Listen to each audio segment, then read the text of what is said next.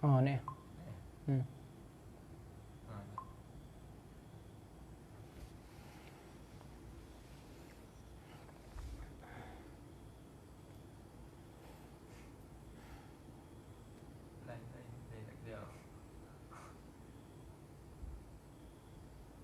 Line kacau, line.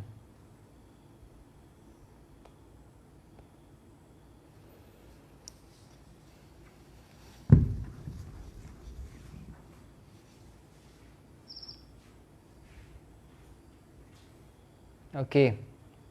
Baik. Kita sambung balik. Sebab tu kita katakan asas ataupun formula yang kukuh, formula yang penting untuk kita pegang,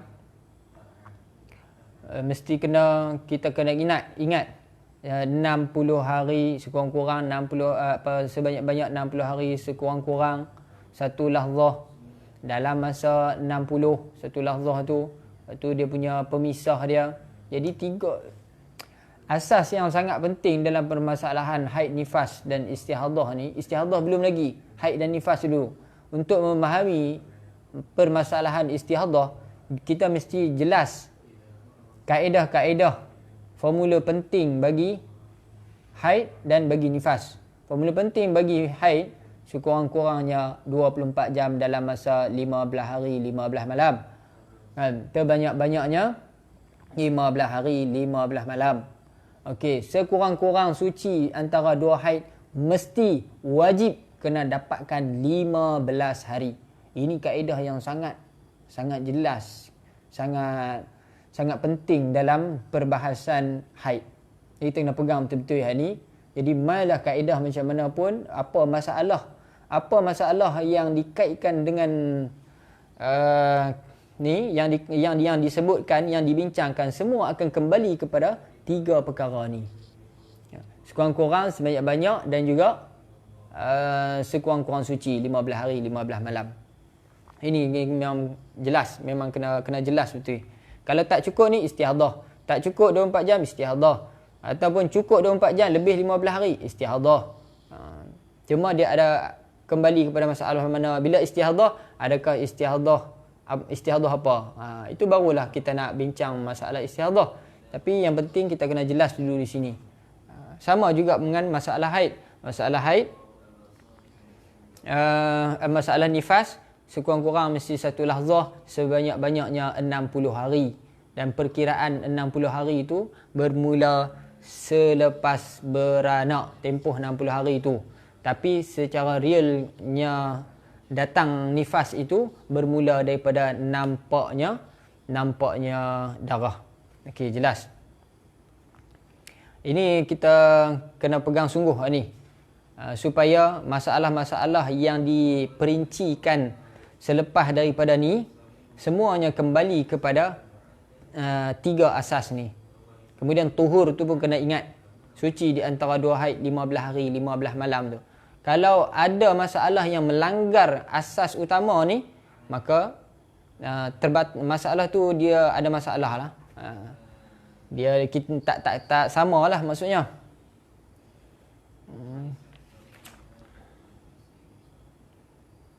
Tak bertepatan dengan kaedah. Dia tak on track. Tak boleh. Masalah mesti kena on track dengan asas. Masalah mesti kena on track dengan formula. Tak boleh keluar daripada track dia. Baik. Apa tadi? Masalah naqa'an, taqattu'. Sekiranya darah nifas itu terputus-putus di dalam masa 60 hari. Syarat yang pertama, in takhallala bainad damaini 15 yawman wa huwa aqallut tuhri faddamu tsani haidun. Sekiranya menyelangi di antara 2 darah itu, 2 darah di dalam nifas itu 15 hari, iaitu sekurang-kurang suci, maka darah yang kedua itu hukumnya adalah haid. Kita dah ulang banyak kali. Tadi. Kalau dalam 60 sekiranya terdapat 15 hari suci, iaitu sekurang-kurang suci, maka darah yang kedua datang itu hukumnya adalah haid. Kalau sebelum daripada 15 hari, hukumnya adalah nifas. Kita tengok 10 hari nifas dia, tiba-tiba berhenti 10 hari, datang pula 10 hari contohnya. Jadi sini kita hukum sebagai nifas, sini suci, sini nifas. Bila datang semula selepas daripada suci 10 hari ni, semua ni nifas. Sebab apa? Sebab ini baru 10 hari, tak sampai 15. Kalau 20 nifas 10 hari, selepas daripada 10 hari dia berhenti 20 hari nifas dia, kemudian datang pula 10 hari, adakah kita boleh katakan ini adalah nifas? Tak, bukan nifas. Ini adalah haid. Kenapa haid? Kerana telah diselangi oleh suci yang lebih daripada 15 hari. Sini kena jelas. Itu syarat yang pertama. Yang kedua, wa illam tablugh muddatan naqai bainad damaini aqallat tuhri wa huwa 15 yawman fa awqatud dami nifasun bil ittifaq. Jika tidak melepasi, tidak melangkaui, tidak menjangkau tempoh naqa', tempoh suci di antara dua darah itu sekurang-kurang suci, iaitu 15 hari. Ni dah 20. Fa awqatud dami nifasun bil ittifaq. Dia kata sekiranya tidak langkau, tidak lebih daripada 15, contoh kita kata 10 tadi kan, suci 10. Jadi suci yang berada di antara dua darah haid, dua darah nifas yang tidak sampai 15 hari, hukumnya adalah nifas juga. Sini semua dihukum nifas. Walaupun tengah suci, tetap juga dikira sebagai nifas. Baik, jelas situ. Wa fin naqai, dan pada naqa' itu al-mutakhallilu, yang menyelangi di antara dua darah haid itu, ada dua qaul. Yang paling asah di antara, yang paling sahih, yang paling jelas, yang paling kuat dia punya dalil dia, bahawasanya ia adalah nifas. Ia adalah nifas. Ni tengah ni dikira sebagai nifas. Tengah ni dikira sebagai nifas. Wa dzalika mithalu ma taqaddama. Perbahasan ni seperti perbahasan yang telah lalu di dalam masalah naqa' yang menyelangi di antara darah-darah haid. Sama perbahasan dia macam naqa' yang berada di antara dua darah haid. Jadi kita kena kembali kepada perbahasan darah tu. Boleh semak video kalau tak faham. Sebab kita tak ulang dah. Kalau nak ulang, ini dia jadi panjang. Baik, jelas situ habis. Kita nak masuk tajuk baru. Yang keenam, sadisan. Dan masalah ni juga sama macam masalah khilaf di antara Imam Nawawi dengan Imam Rafi'i. Sama juga. Kalau pertama kali orang nifas. Pertama kali dia nifas. Di sini bila dia suci saja, dia tak pasti, dia tak yakin adakah selepas daripada dia suci ni dia akan datang lagi ke darah. Tak yakin. Bila tak yakin, wajib sembahyang. Di sini wajib ittifaq, tidak ada khilaf. Orang yang pertama kali beranak, pertama kali ada nifas, wajib sembahyang pada ketika suci dia. Kenapa? Tidak pernah ada adat pada beranak. Dia belum beranak lagi. Belum pernah beranak lagi. Belum pernah ada adat nifas lagi. Jadi macam mana dia nak kira, dia nak pastikan, dia nak tentukan, dia nak kata, dia nak agak kata akan datang ni akan di hari yang ke depan akan datangnya darah. Sedangkan dia tidak pernah bernifas. Sama macam masalah haid yang kita bincang kemarin. Jadi sama. Nifas dengan haid sama. Dari segi kaedah dia tu. Kena jelas di situ. Kalau jelas bab haid, insya-Allah bab nifas akan jelas. Kalau kali kedua,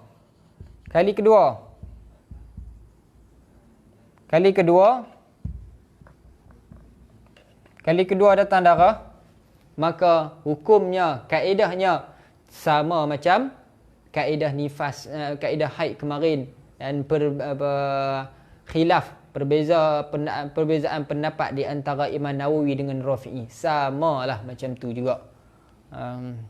Kalau kali kedua, mana 10 hari yang kedua dia suci ni. Kalau sini datang balik nifas, jadi sini dia tak perlu sembahyang mengikut pendapat Imam Rafi'i. Tapi mengikut pendapat Imam Nawawi, dia wajib juga sembahyang walaupun adat nifas dia yang telah lalu. Hari yang ke sini 21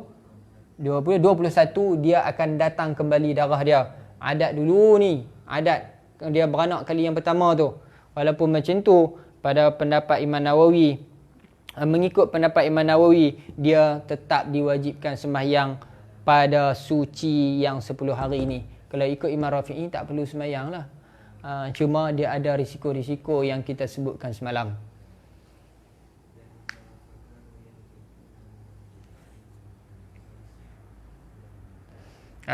Adakah niat mandi hadas, angkat wiladah dan nifas? Sekiranya ada nifas, ya, wiladah dan nifas. Sekiranya tidak ada nifas, hanya wiladah sahaja. Kerana ada dua asbabul hadath, iaitu berjunub dan juga haid dan nifas.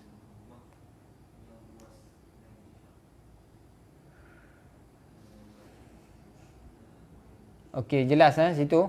Sebab tu dia ringkas. Dia cerita tentang nifas ni ringkas sebab dia dah hurai panjang tentang kaedah perkiraan dam taqattu', cara taqattu' nifas, terputus nifas dan sebagainya ni dalam masalah haid. Jelas. Sadisan, yang ketiga, hukmu ziyadatil dami ala aktharin nifasi, di atas sebanyak-banyak nifas. Hukum lebihan darah di atas sebanyak-banyak nifas, sepanjang-panjang nifas. Sekiranya darah datang melebihi daripada 60 hari, apa hukum dia? Darah lajak lepas daripada 60 hari. Kalau kita jelas permasalahan haid, kalau darah lebih daripada 15 hari, masalah ni samalah macam masalah haid. Ba'da an arafna fima sabaqa anna aktharan nifasi wa huwa 60 yawman. Selepas daripada kita dah tahu perbahasan yang terdahulu bahwasanya sebanyak-banyak nifas itu adalah 60 hari. Fa idza zada ad-damu 'ala 60, maka apabila lebih bersambung, lebih darah itu di atas 60, maksudnya bersambung sebelum 60 dengan selepas 60, fananzur, maka kita tengok dulu.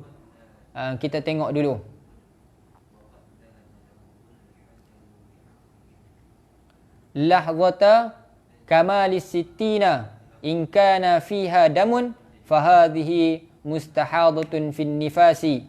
Maka kita tengok ada pada satu lahzah, maksudnya kita nampak bila lebih darah itu selepas daripada 60, kemudian kita nampak ada darah lagi pada hari yang ke-61. Lepas tu lahzata kamalis sittina, ada satu lahzah darah selepas daripada sempurnanya 60. In kana fiha damun, maksudnya selepas daripada 60, in kana fiha damun, maksudnya hari ke-61, jika terdapat pada hari 61 itu darah, fahadhihi mustahadatun fin nifas, maka ia dikira orang yang bermustahadah fin nifas.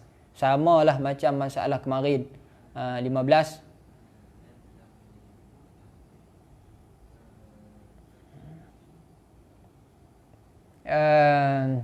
Fahadhihi, maka orang ini dinamakan mustahadah fin nifas. Bila dia dinamakan mustahadah fin nifas, maka akan dikembalikan kepada gambaran surah masalah mustahadah yang 7 yang akan disebutkan pada muka surat 61 ke 62. Tapi pada pelajaran yang ke-8, muka surat berapa? Pelajaran yang ke-8. Sabi. Surat berapa jauh agak ni.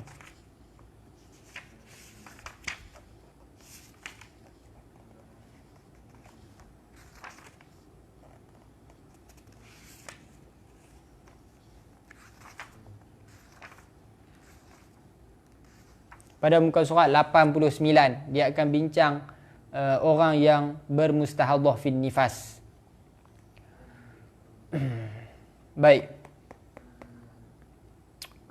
Selesai situ.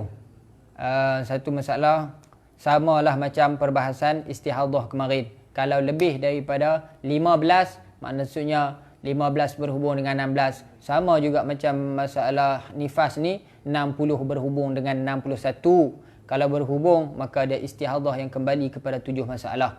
Wa amma idza kanat lahzatu kamali sittin laysa fiha damun faddamu ba'dahu hadza yu'addamu dama haidin idza balagha yawman wa lailatan. Adapun jika selepas daripada 60 itu, selepas daripada sempurna 60 itu tidak ada darah padanya, tidak ada darah. Lepas 60 maksudnya hari ke-61 dia tengok darah dia sudah berhenti. Walau lahzatan, sekalipun satu lahzah, maka darah yang datang kembali selepas daripada suci itu hukumnya adalah haid. Kan kita katakan kaedah sebelum ni bahawasanya suci yang datang selepas daripada 60, selepas daripada 60 walau lahzatan, walaupun satu lahzah, satu detik, darah yang datang selepas itu hukumnya adalah haid.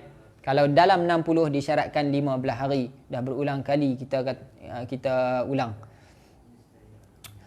Tapi dengan syarat apabila sampai yauman walailatan 24 jam. Li'annahu idza jawaza an-nifasu akthara takfi lahzatun fi at-tuhri baina an-nifasi wal haidhi. Sesungguhnya kerana bahawasanya alasan dia apa? Apabila melampaui, menjangkaui, melepasi nifas itu sebanyak-banyak nifas iaitu 60 hari. Takfi lahzatun, memadailah, cukuplah lahzatun. Lahzatun memadai dah satu lahzah. Dia punya suci itu fit tuhri bainan nifasi wal haidhi, memadai satu lahzah suci di dalam nifas dan haid.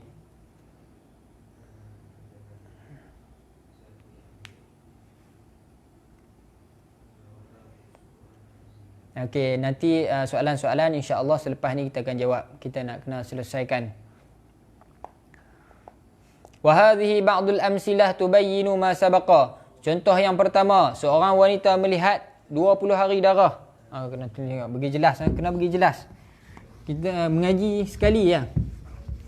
Mengaji sekali. Sebab apa? Kita ulang banyak kali. Ulang lepas ulang syarat, ulang syarat, ulang syarat. Ulang kaedah, ulang syarat. Banyak kali, berulang-ulang kali kita ulang. Masa saya mengaji dulu, sekali ya. Ustaz abang, sekali. Lepas tu sekali, dia baca, dia ulang balik sekali, jalan. Sekali, jalan. Sekali, jalan. Maksudnya kita nak kena ulang kaji sebelum daripada kita pergi belajar. Balik belajar pun kita kena ulang kaji. Untuk dapatkan, untuk faham dia punya kaedah. Kalau macam ni kita dah berulang, kita ulang berkali-kali, kalau tak dapat lagi wallahu a'lam lah. Kita nak kata. Dan dia punya kaedah tu dia ada kaitan dengan sebelum dia. Sebab tu bab haid dan nifas ni dia kena kita belajar tu kena daripada awal. Daripada awal. Kalau masuk tengah-tengah kita tak kurang faham. Tapi kalau kita rajin ulang kaji, tengok balik nota, tengok balik video apa semua tu, insya-Allah kita boleh faham. Baik. Contoh dia apa kan? Nufasa, seorang wanita melihat nifasnya selama 20 hari darah, kemudian putus selama 10 hari. Putus 10 hari, kemudian datang pula sehari. Wabil ittifaq fa inna ayyamad dami nifasun. Secara ittifaq, ulama mengatakan hari nifas ini adalah nifas kerana tidak menyelangi di antaranya. Ni dia beranak. Lepas beranak datang 20 hari. Ittifaq, sepakat para ulama mengatakan 20 hari ini adalah nifas. Kerana apa? Selepas daripada melahirkan tidak ada 15 hari. Sekiranya ada 15 hari itu bukan nifas. Ni tidak ada langsung 15 hari. Jadi 20 hari ni adalah nifas. Baik. Wa 'alal as-sahhi, dan di atas qaul yang asah, sesungguhnya naqaq yang ni suci. Ni nifas balik. Naqaq yang ada di tengah ni selama 10 hari ini juga dihukumi sebagai nifas. Maknanya semua ni adalah nifas. Semua adalah nifas. Kerana apa? Kalau macam tu, idzan fanifasu hadhil mar'ati 31 yawman. Kalau macam tu, jumlah nifasnya dicampur dengan masa suci, jumlah nifasnya 31 hari. Bukan cuma 21 hari. Tapi adalah 31 hari. Kenapa? Kerana dicampur dengan masa suci yang menyelangi di antara dua darah tadi. Dicampur. Sebab apa? Kalau suci yang menyelangi di antara dua darah sekiranya tidak sampai 15 hari, maka ia dihukumi sebagai suci. Baik, jelas sini. Jadi jumlah nifas dia adalah 31 hari. Yang kedua, misalun contoh, ra'at nufasa'u 30 yawman. Seorang wanita yang bernifas itu melihat darah selama 30 hari. Lepas dia beranak, dia terus nampak darah selama 30 hari. Ittifaq mengatakan 30 ni adalah nifas. Kerana apa? Tidak menyelangi di antara beranak dengan datangnya darah itu 15 hari. Summa qata'a 20 yawman, kemudian terputus selama 20 hari. 20 hari putus. Kemudian datang pula selama 6 hari. Faddamul awwalu nifas, maka darah yang pertama hukumnya adalah nifas dan suci. Suci yang berada di antara dua darah ni juga dihukumi sebagai nifas. 56. Maka darah yang pertama adalah nifas. Wan naqa'ul mutakhallilu bainahuma tuhurun. Wad damul akharu. Seorang wanita datang 30 hari, kemudian putus selama 20 hari, kemudian datang pula selama 6 hari. Maka darah yang pertama adalah nifas dan suci yang menyelangi di antara keduanya dihukumi sebagai suci. Dan darah yang datang kembali selepas daripada naqaq itu dihukumi haid. Ya, betul. Kerana apa? Kerana di antara darah pertama dengan darah kedua ini, walaupun ni baru ada 56 hari, dalam 60 tak? Ya, dalam 60. Tapi apabila dia diselangi lebih daripada 15 hari, tengok 20, lebih tak 15 hari? Lebih. Maka darah yang kedua ni bukannya nifas, tetapi adalah haid. Jelas situ? Sebab apa dia kata darah yang kedua itu haid? Li'anna takhallala bainahuma aqallu at-tuhri wa fi hadhihi al-mas'alah kana an-naqa'ul mutakhallilu 20 yawman. Sebab sekurang-kurang suci yang menyelangi di antara dua darah itu adalah 20 hari. Adalah 20 hari. 20 hari lebih daripada 15 hari, maka darah yang kedua dihukumi sebagai haid. Baik, habis. Masalah ketiga, contoh yang ketiga, ra'at nufasa'u 40 yawman. Seorang wanita melihat 40 hari. 40 hari darah. Kemudian putus selama 10 hari. 50 hari dah. Kemudian kembali pula darah itu dan berterusan selama 15 hari. Jadi jumlah semua berapa? 40, 50, 65. Sini, tepuk 10, sini 5. 65 hari. Tengok. Fahadhil mar'atu,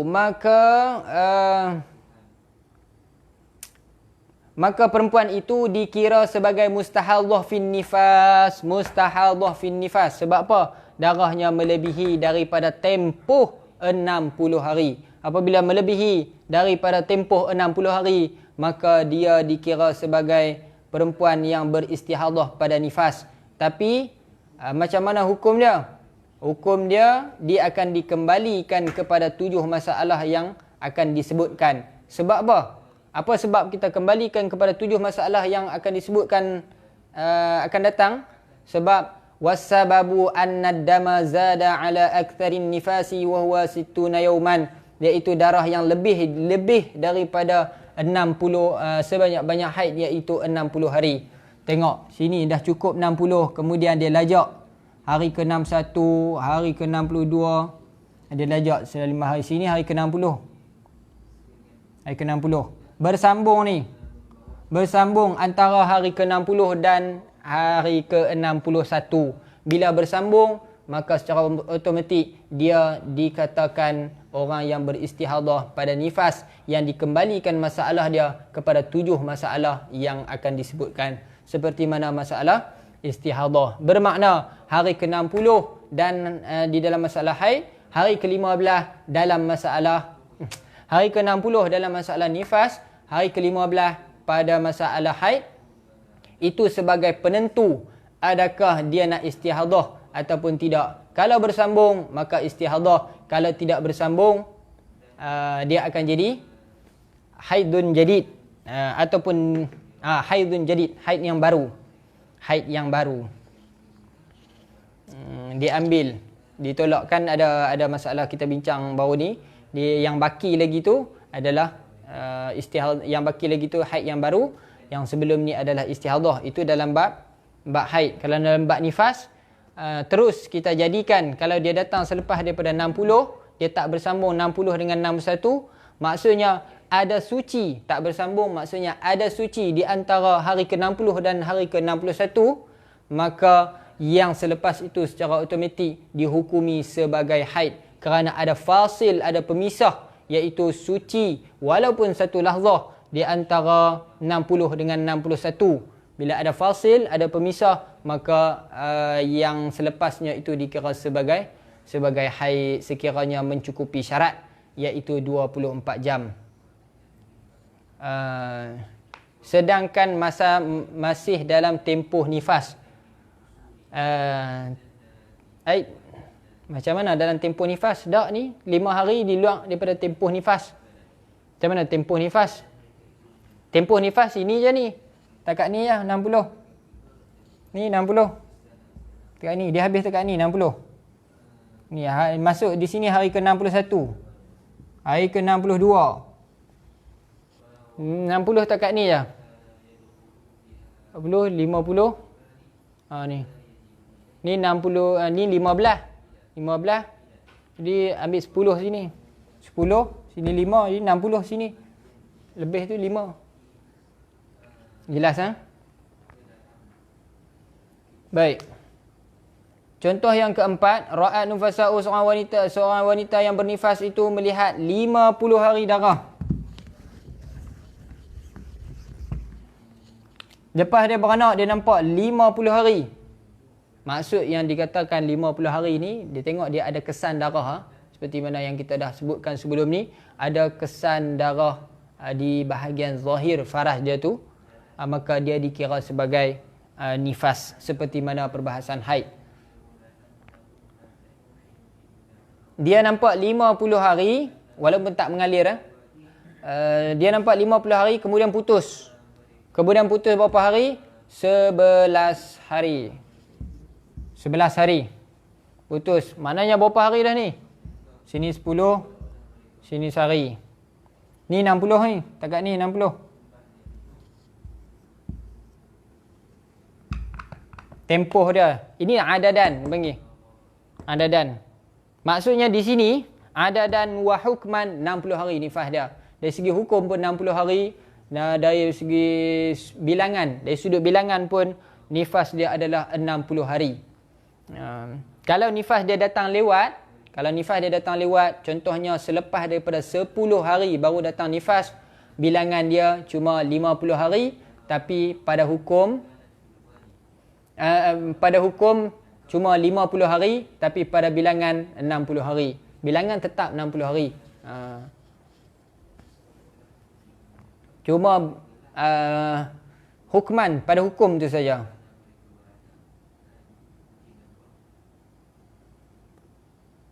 Okey, kita perhabis dulu. Dia nampak berapa hari, kemudian berhenti selama 11 hari. Apabila berhenti 11 hari, kemudian kembali lagi darah selama 10 hari. 10 hari. Kembali lagi 10 hari. Selepas kembali daripada 10 hari, fal khamsuna yauman nifasun. 50 hari ini adalah nifas. Betul. 50 hari adalah nifas. An-naqa'u yu'addu tuhran. Dan naqa' itu yang menyelangi di antara dua haid itu dikatakan suci. Ni. Ini suci. Waddamul akhiru yu'addu dama haidin. Dan darah yang terakhir, darah yang kedua ini dihukumi sebagai haid. Sebab apa? Li'annahu lam yattasil bisittina. Kerana tidak berhubung dengan ini adalah haid. Kerana tidak berhubung dengan 60. Ni 61. 60 kan? 60. 61, 62, 60, 63. Tak bersambung ni. Tak bersambung. 60 dengan 61. Tak bersambung. Ingat, suci dia selama 11 hari. Maksudnya, hari ke-62. Hari ke-62 baru datang darah balik. Sedangkan dia dah dapat sehari ni suci, nampak? Dia dapat sehari suci. Dan sehari itu berada di luar 60. Bila berada di luar 60, maka darah yang datang selepas daripada itu dihukumi sebagai haid. Okey, ini jelas, ini mudah.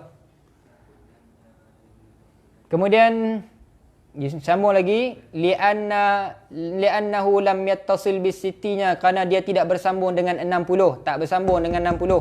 61 tu tak bersambung. Wala yushtaratu an yablugha at-tuhru bainan nifasi wal haidhi, dan tidak disyaratkan suci itu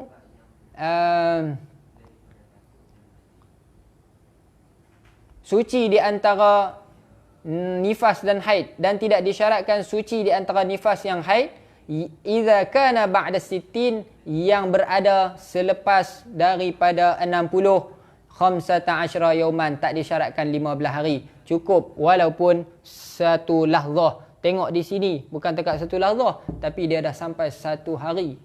Satu hari. Di luar 60. Bal takfi lahzatun. Nampak dia kata bahkan memadai satu lahzah. Waqad sabaqa bayanu. Dah terdahulu dah perbahasan perbincang keterangan dia. Okey, jelas ini kena, sebab kita mula lewat, kita kena sambung sikit satu bab sekurang-kurangnya.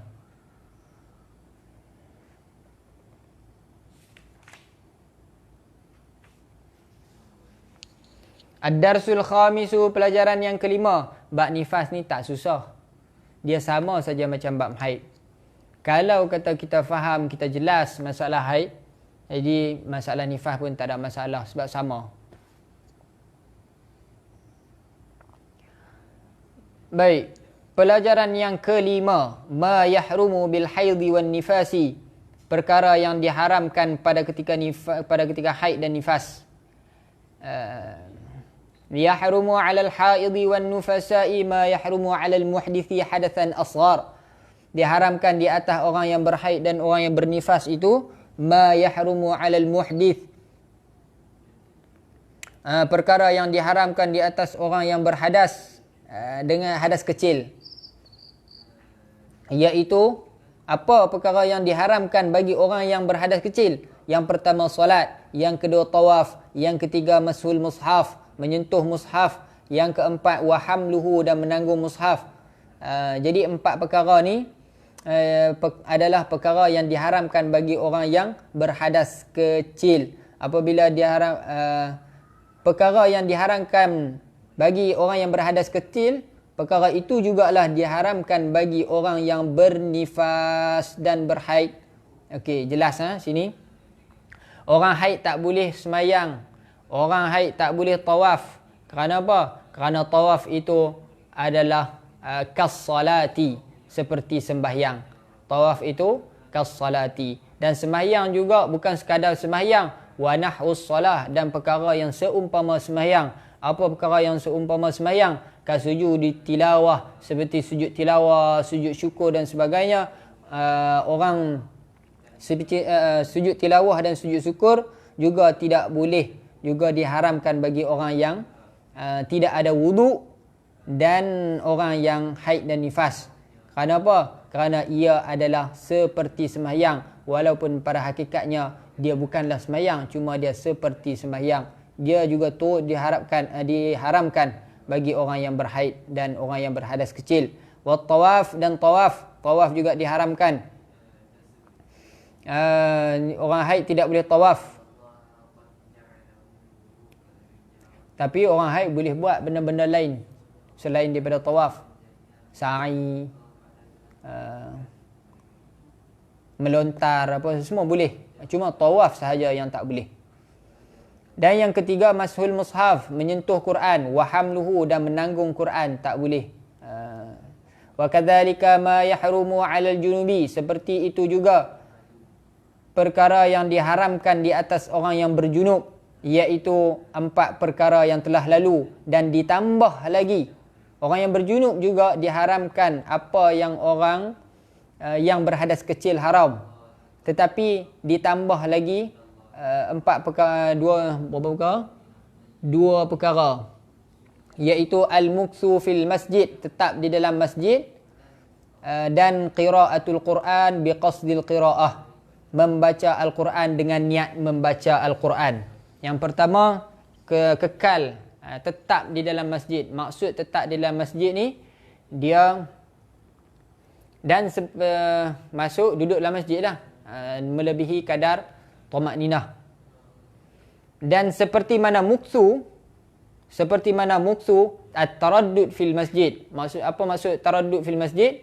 Masuk pintu pertama, keluar di pintu yang pertama juga. Itu maksud taraddud fil masjid. Kalau walaupun dia tak berhenti, tapi menempati makna muksu,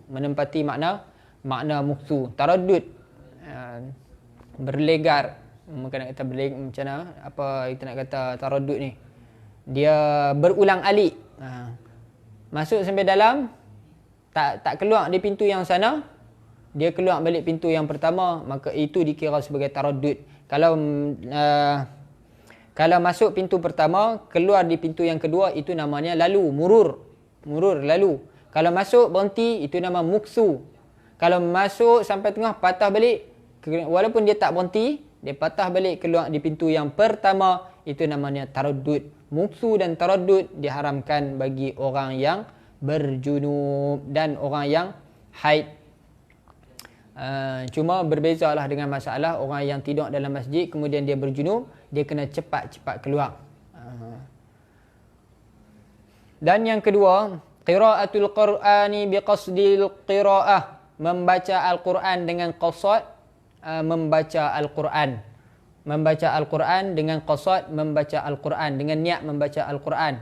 Bermakna, kalau dia membaca Al-Quran dengan niat zikir, maksudnya ayat Al-Quran itu telah dijadikan zikir bagi seseorang, atau dah dijadikan zikir ataupun dijadikan wirid, maka tak haram dia membaca. Seperti mana dia baca doa naik kenderaan, doa apa-apalah, doa makan, doa sebagainya, banyak saja ayat Al-Quran, tapi tak diharamkan. Kerana apa? Kerana kita baca dalam keadaan kita niat zikir. Jadi orang tanya, boleh tak kita nak baca Quran? Kita nak baca secara jelas, kita baca ambil daripada juz 1. Tapi dalam hati kita niat, ni bukan aku baca Quran. Kita nak kata apa? Apa maksud dia niat zikir? Boleh ke?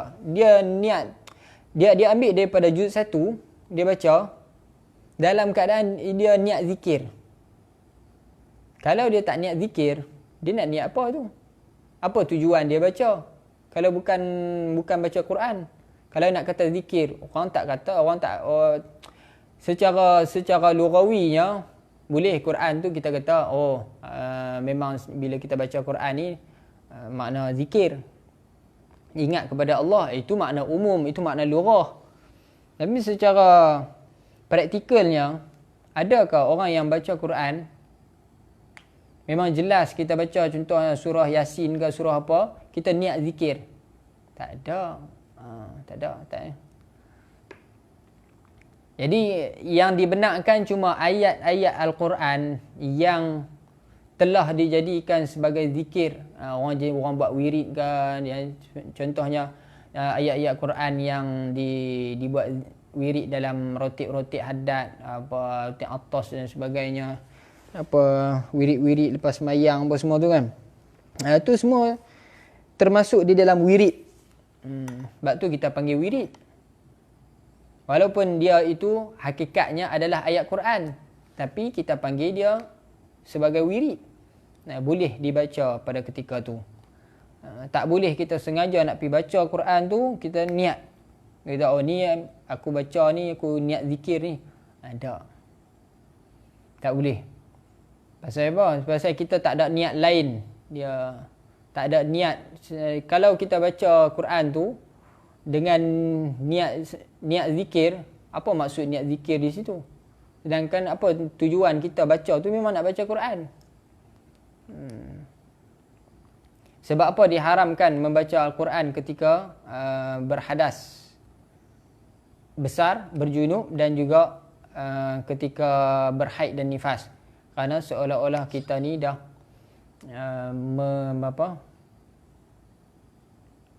menghilangkan kehormatan Al-Quran.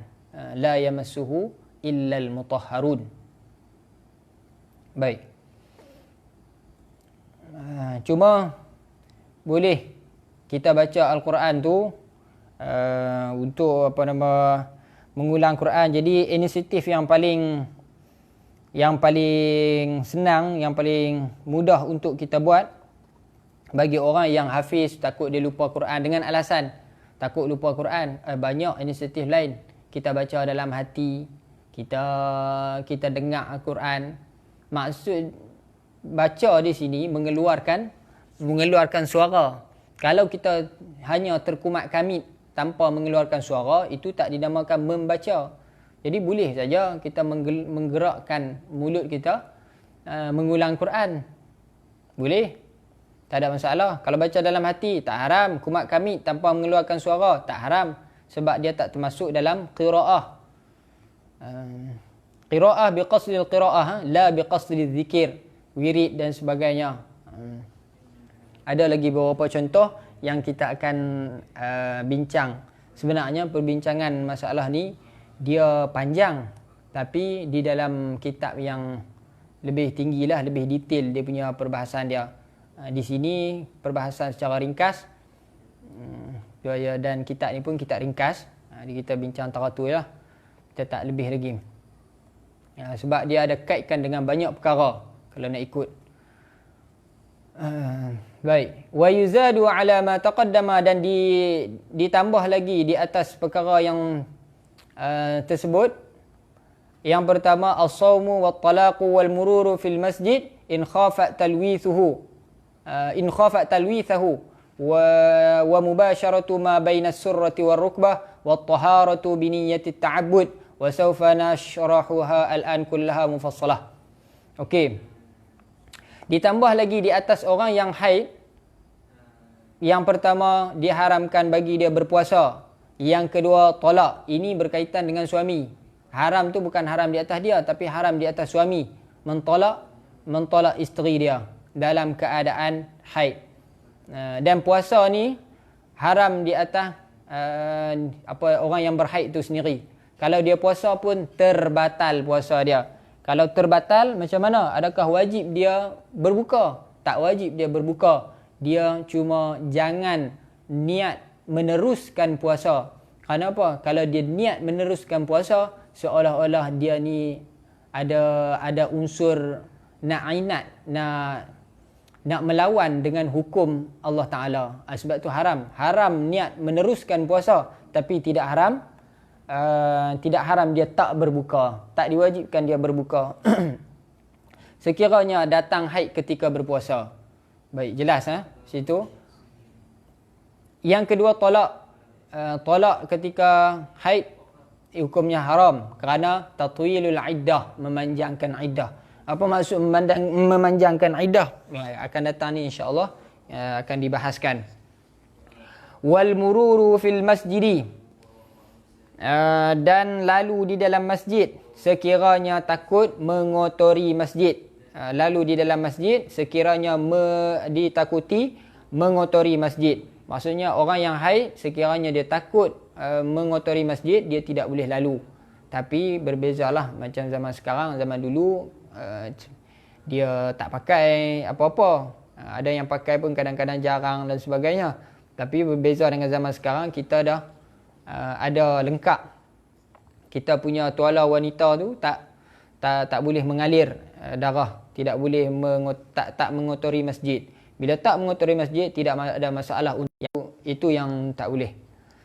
Baik, yang keempat, wa mubasyaratu ma bainas surrati wal rukbah. Mubasyarah. Apa maksud mubasyarah? Mubasyarah ni bersentuhan. Dalam ibarat yang lain dia sebut istimta'. Ada beza maksud mubasyarah dengan istimta'. Dan di sini khilaf ulama dengan mubasyarah dengan istimta'. Ada yang kata yang tak bolehnya adalah istimta', bukan mubasyarah. Ada sebahagian ulama mengatakan yang tak bolehnya mubasyarah, bukan istimta'. Jadi apa maksud mubasyarah, apa maksud istimta'? Dan kita faham di sini bahawasanya musannif kita berpegang dengan pendapat mubasyarah. Tidak boleh bermubasyarah. Tapi istimta' boleh. Mubasyarah tu baina surrati war rukbah. Bersentuhan tempat yang di antara pusat dan lutut. Tak boleh bersentuhan di antara pusat dan lutut, tak boleh. Tetapi boleh kita melihat mengambil lazat, mengambil sedap dengan melihat. Cuma sentuh tak boleh. Sentuh tak boleh bi ghairi ha'il lah, dengan tidak ada pelapik, tidak ada halangan. Kita sentuh kulit bertemu kulit, itu yang tidak boleh.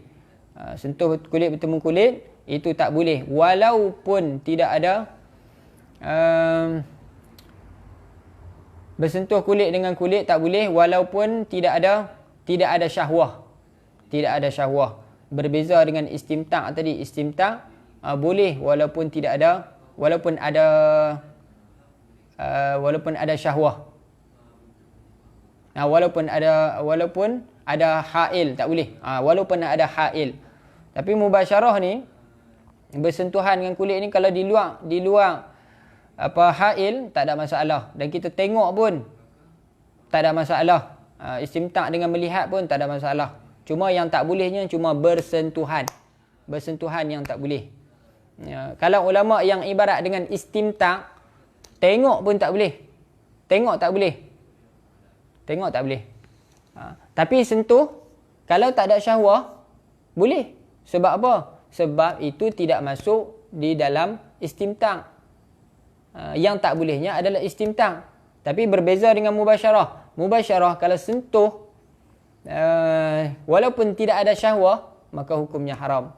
Kalau ulama yang mengibarat dengan istimta', dia kata tengok pun tak boleh sekiranya ada syahwah. Tapi sentuh boleh sekiranya tidak ada syahwah.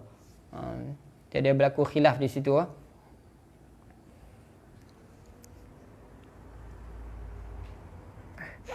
Baik, yang kelima, wa taharatu bi niyyati ta'abbud. Dan taharah, niat taharah maksudnya mandilah, mandi wajib. Mandi wajib dengan niat ta'abbud, mandi dengan niat ta'abbud. Maksudnya ketika dia berhaid, dia tidak boleh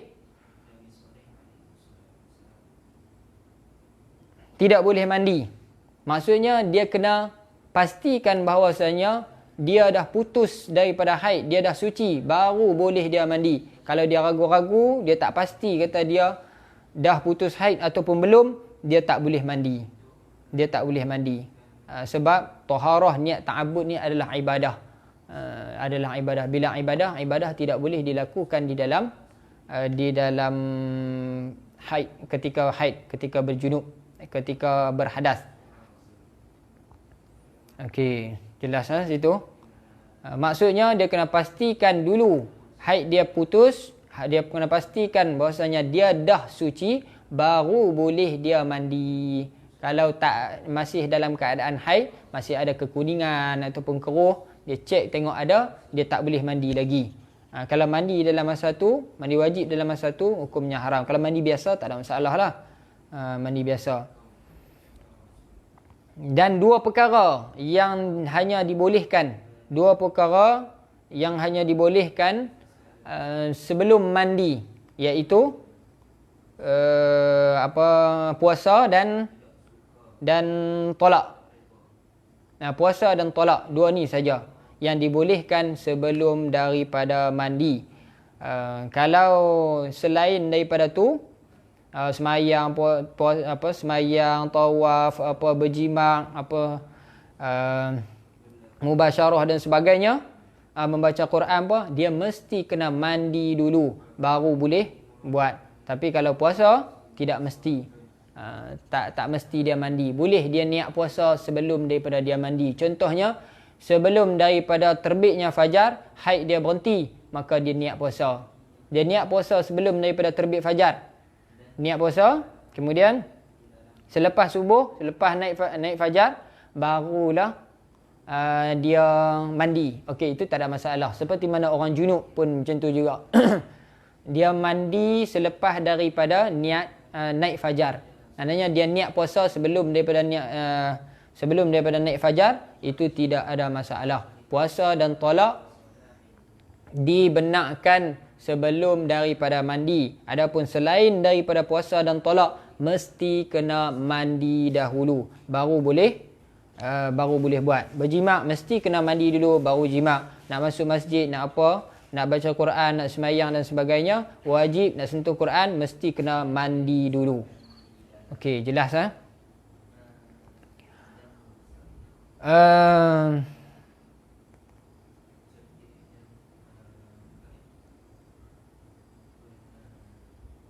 Okey, wa sawfa nashruhuha al-ana kullaha mufassalatan. Jadi sekarang kami akan jelaskan, kami akan terangkan, kami akan bentangkan sekarang semua perkara-perkara yang tersebut itu secara detail. Al-awwalu, yang pertama, as-salah. Kita habiskan sampai bawah. Yahrumu 'alal haidi wan nufasa'i as-salatu walau naflan wa salata janazatin wa sajdatu tilawatin wa syukrin wa ha huna nubayyinu mas'alataini hammataini wa huma mas'alatu turuwil mani' wa mas'alatu zawalil mani' kalati. Haram di atas orang yang berhaid dan orang yang bernifas itu, yang pertama sembahyang walau naflan, walaupun sembahyang sunat. Wa salat janazah, solat janazah tak boleh. Sujud tilawah tak boleh. Sujud syukur tak boleh. Wa ha huna, dan di sana kami akan terangkan ada dua masalah yang penting. Apa dia? Iaitu masalatu turuwil mani', masalah datangnya mani', wa masalatu zawalil mani', dan masalah zawalil mani', datang mani' dan hilang mani'. Ada yang mana yang perlu kita qada, yang mana yang tak perlu kita qada. Okey. InsyaAllah kita akan bincang di masalah yang akan di kelas yang akan datang.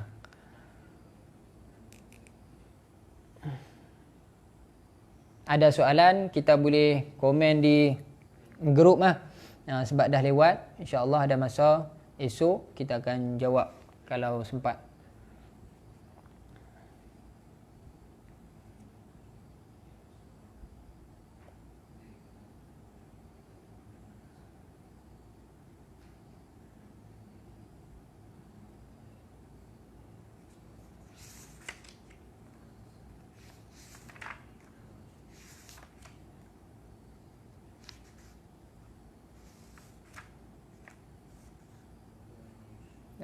Di depan ni akan datang, dia akan cerita bab-bab perkara yang diharamkan bagi orang haid secara terperinci. InsyaAllah esok kita akan, kalau sempat, kita akan habiskan bab ma yahrumu 'alal haidi wan nufasa. Sebelum kita masuk dalam perbincangan ad-darsus sadis, perbincangan mustahadah. Jadi kesimpulan daripada kelas kita daripada awal sampai sekarang, supaya perkara ataupun masalah haid ini jelas, kesimpulan dia, kita kena ingat dia punya kaedah asas dia 24 jam tu sekurang-kurang sebanyak-banyak, lepas tu dalam 15 sekurang-kurang suci, lepas tu nifas pun sama juga. Sekiranya lajak dia akan kembali kepada, kalau muttasil kembali pada mana, kalau tak muttasil kembali kepada mana. Itu sahaja kaedah penting ataupun asas utama yang perlu kita kena ingat sebelum daripada kita masuk kepada masalah-masalah furuk dia tu. Jadi sebab apa? Sebab furuk dia semua akan kembali kepada 3 usul tu saja. Sekurang-kurang, sebanyak-banyak dan sekurang-kurang suci. Itu sahaja.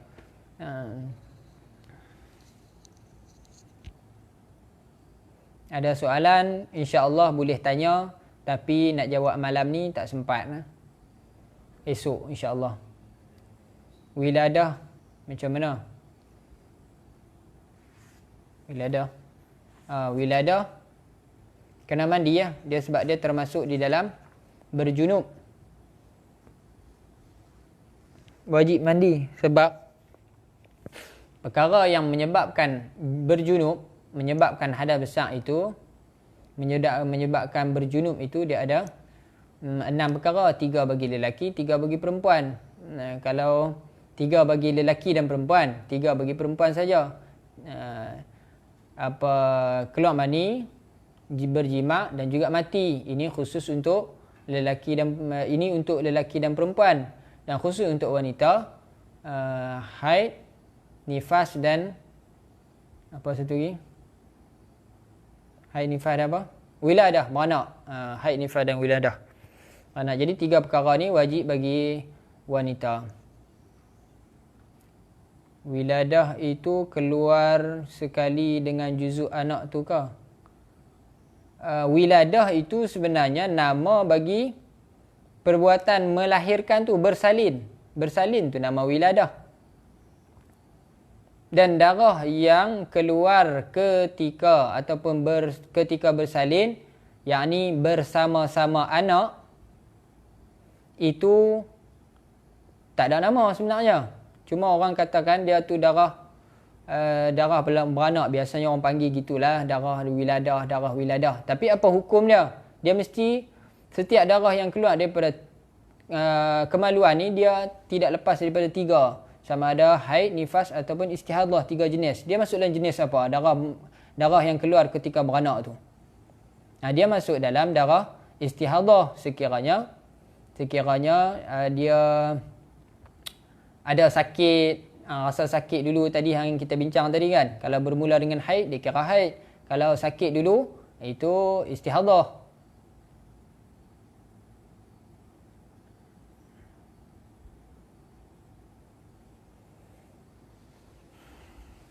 Dalam masalah nifas, apa beza masa naqak di antara 2 nifas dengan pada hukum tahirat bagi yang mula nifas lambat?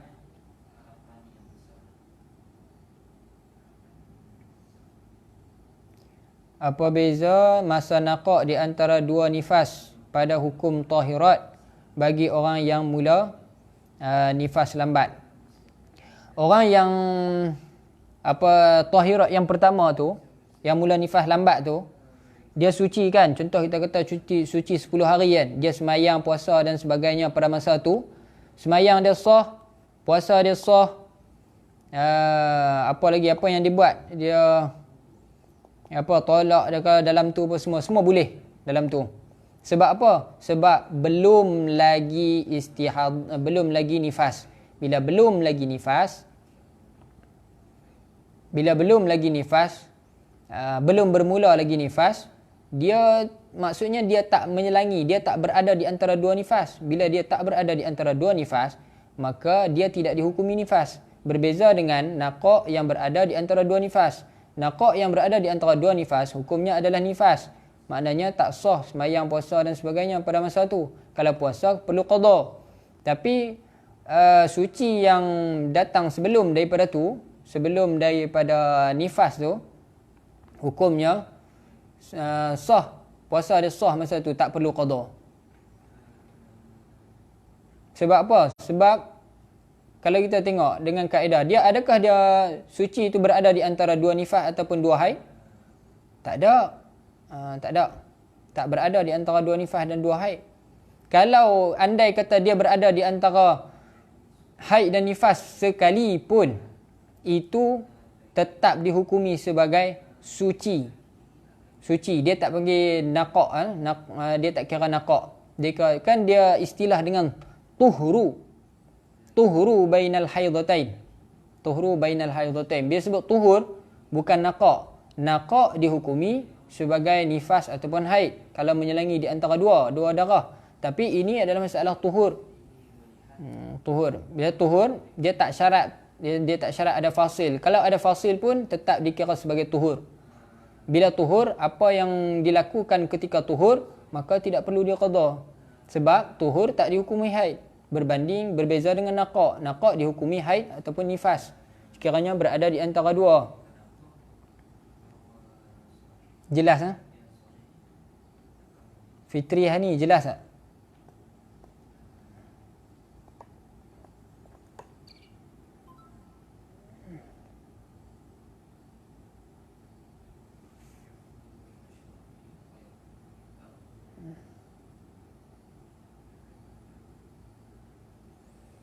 Okey, alhamdulillah. Kalau tak ada soalan lain, tak apa, insya-Allah dia dah lambat. Kita ni orang semua nak tidur orang kata. Ngantuk. Saya tak apa, saya duduk dua orang je. Tak tidur lagi. Nak sambung lagi pun boleh. Tapi memandangkan ramai ahli-ahli kita orang dewasa, kita habiskan kat sini. Kalau orang muda kita sambung sampai pukul 2-3. Wallahu a'lam. Alhamdulillah. Terima kasih pada semua yang dah bersabar menunggu sehingga penghujung. Jadi saya minta maaf semula agak lambat. Lepas tu kalau ada apa yang kekurangan, ada apa salah silap, saya minta maaf. Kalau ada nak bagi tahu, nak komen ataupun ada yang kurang jelas apa, boleh bagi tahu di komen ataupun nak WhatsApp sendiri pun boleh, insya-Allah. Okay. Baik, terima kasih semua. Jadi kita tutup majlis kita dengan atas doa. Alhamdulillahirabbil alamin, wassalatu wassalamu ala asyrafil anbiya'i wal mursalin wa ala alihi wa sahbihi ajma'in. Allahumma inna nastaudi'uka ma 'allamtanahu fardudhu ilaina 'inda hajatina ilaihi. اللهم ارزقنا علما نافعا وعملا متقبلا ورزقا واسعا حلالا طيبا مطيبا. اللهم ارزقنا لطائف التوحيد وخصائص التمييز إنك أنت الحميد المجيد فعال لما يريد. وصلى الله على سيدنا محمد وعلى آله وصحبه وسلم. الحمد لله رب العالمين.